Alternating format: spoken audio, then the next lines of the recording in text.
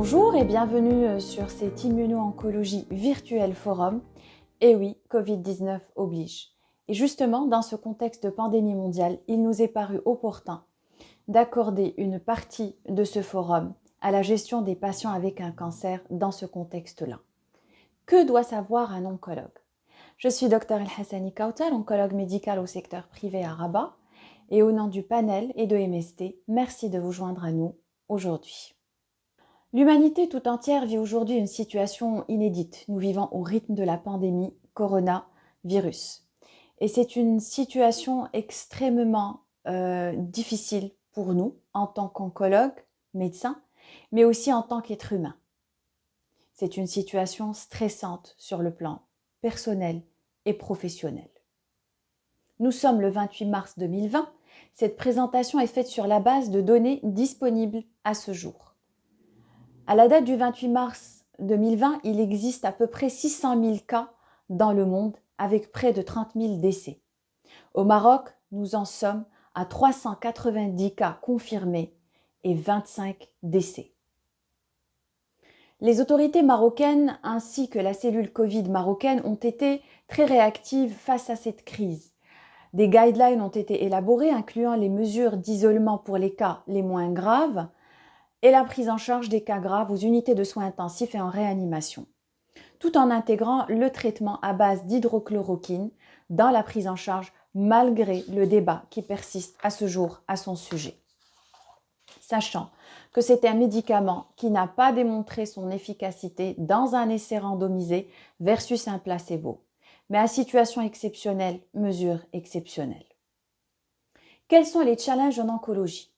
Premièrement, nous savons très bien que nos patients sont fragiles du fait de leur maladie, mais aussi du fait des traitements qu'ils reçoivent, que ce soit la chirurgie, la radiothérapie ou la chimiothérapie.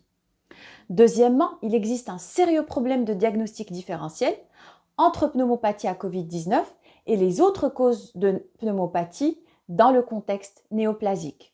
Troisièmement, la prise en charge de nos patients sur le plan oncologique doit-elle changer? Y a-t-il des mesures exceptionnelles à adopter?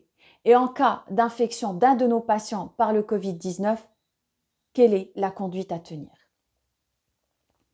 Plusieurs publications se sont intéressées à cette population, notamment celle-ci publiée dans le NEJM par une équipe chinoise qui a repris les données d'à peu près 1000 patients.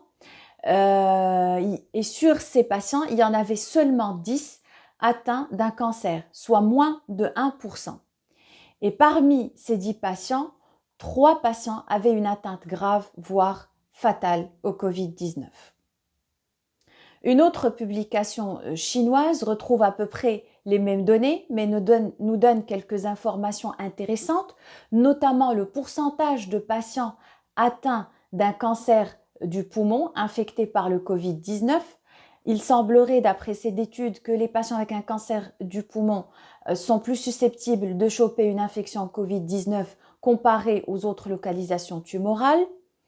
Et il semble aussi, à travers les résultats de cette étude, que les patients avec un cancer infecté du Covid-19 ont un pronostic plus péjoratif, et ce d'autant plus s'ils sont en cours de traitement.